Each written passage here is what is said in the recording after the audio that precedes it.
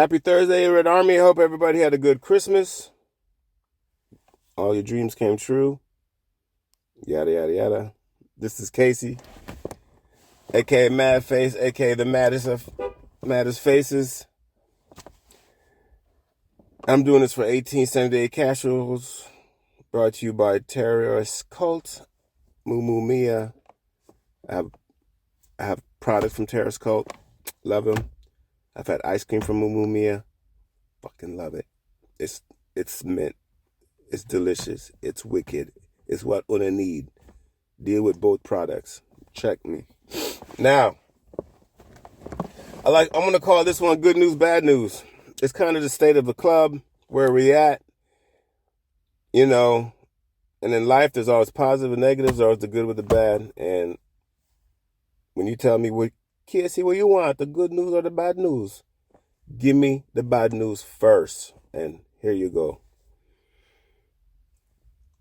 The Glazers, our board, our directors, our recruiters, our scouts, the people upstairs running the thing have been the biggest negative ever. Let's start with our ownership.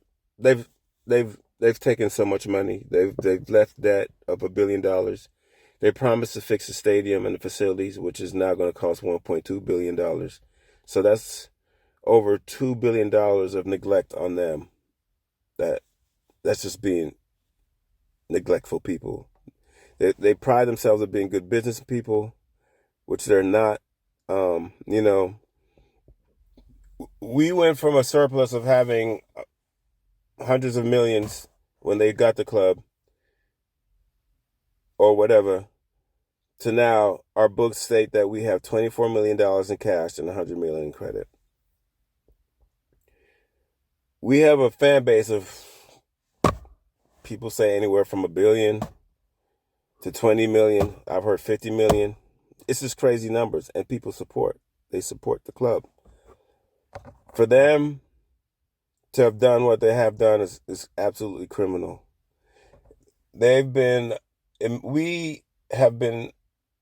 Our recruiting has been embarrassing. None of it has made sense till now.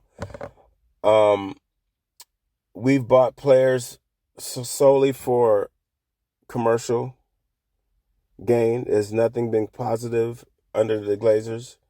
It's been a regime of greed, neglect, incompetence, not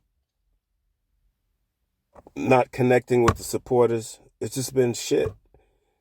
They have been the anti-football people. They don't apparently have no idea how to run a football club. And now we're at the end of their reign. You know, we've been linked with everybody, and we haven't been able to pull in the right people that fit certain coaches' profiles. Coaches have complained about not getting the players they wanted. And now, in the current situation of the club, we are in a situation where it's embarrassing. It's an embarrassing courting. Is it like, what I'm trying to say is we've been courting players and supposedly going to sign these players. We've been given guarantees these players are going to come in, and it's not the right ones. We've been the best of panic buys. Do I need to go on about the Glazers? That's been the negative hovering above us. And I could keep going on, and I don't want to. Let's go to the positive of our club right now. It's the football. It's the players. It's the coaching. And let's start with the coaching. Eric Ten Hag has been a revelation. I did not know how good this man was. We assumed we knew. We've studied him at Ajax, and we were like, yeah, we liked his persona of a rah-rah guy, high standards, high demands, but we didn't know. We've heard this before. We've had Mourinho, we have LVG, Ollie, Ralph Ragnick, Moisey. We've heard coaches come with the high standards on. This man is it. He lives it. He keeps himself to a high standard. So he expects his coaching staff to be at a high standard. His players most definitely going to be doing living on a high standard. His everything about him has been spectacular. His dealing with players, we've seen a resurgence of Rashford, Diego Dalot, Luke Shaw, Varane, Martial. I think Scotty McTominay has improved underneath him. Aaron Wan-Bissaka has improved. Harry Maguire has improved. Victor Lindelof has improved underneath him. We've seen youth come in. Well, let's not even jump to the youth. We've seen that many people's games elevate under this man. It is something that Manchester United has not been known for. And this is only what, the 4th month? It's incredible. His handling of CR7 was brilliant. I thought he was upfront with CR7 because every time he spoke publicly about him, he was either backing the player, giving the player privacy, and in the way CR7 went out, Erik Ten Hag's handling of CR7 was so good that the supporters kind of got disappointed in CR7. Us supporters were disappointed with him because we felt Erik Ten Hag dealt with it like a man, treated him like a man of respect. And the way CR7 ended it with the piece of shit Piers Morgan, we had to side with Erik Ten Hag because the man never lied. The man protected your privacy. He did a great job. Now, Erik Ten Hag's recruitment has been spectacular. Is it? We have players like Casemiro, Eriksen, Anthony, Malacia, Lissandro Martinez. Every one of those players has contributed. And I forgot to talk about how Bruno's play has been more controlled and organized under Erik Ten Hag.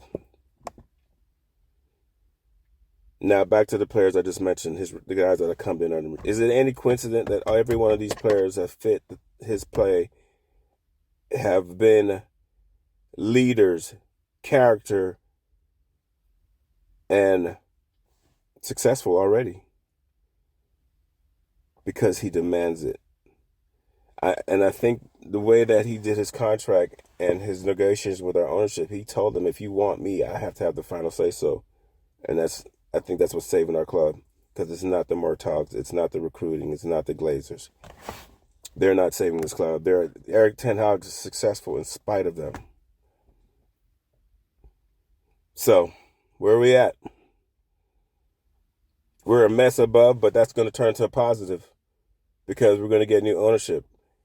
And I hope this new ownership understands that Erik Ten Hag is the guy because it might be another riot. No, it will be a riot if they don't keep this man. I'm not worried about that. But we're in a situation right now where we need new ownership. We're up for sale. That's going to be a positive. It should be if it's anything but listen, I can't really talk about if I'm worried about a state-sponsored or investment group or a private owner. I don't know what I want to say on that. I'm still thinking about that. But it has to be better than what we have now. It has to be. Erik Ten Hag gives us a lot of hope. This team gives us a lot of hope. The way this team plays is a lot of hope. We've been able to play in different type of tactical lineups. We've been in the back 4 or back 3. It's amazing. We're so fluid. We're so flexible. But there's still discipline. There's hard work. And we're attacking. Our coach says we need to score more goals. He demands it. And they've been stepping up right now. We have a lot to look forward to, though. In spite of what we've been through, I think it's going to be sunny days, good times, beautiful songs, cups won. We will be back as long as Erik Ten Hag is here, and he will be.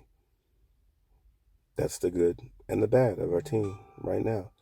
This is Casey. Doing this for 1878 Casuals, brought to you by Terrace Cult, Boom Boom Mia Ice Cream. Look out for the next video. We're going to have there's going to be a Zoom. The guy's going to be talking about the pregame against Wolves. You guys have a safe New Year. We'll be watching the game together. Up the Reds. Let's get these Glazers up out of here now. Peace.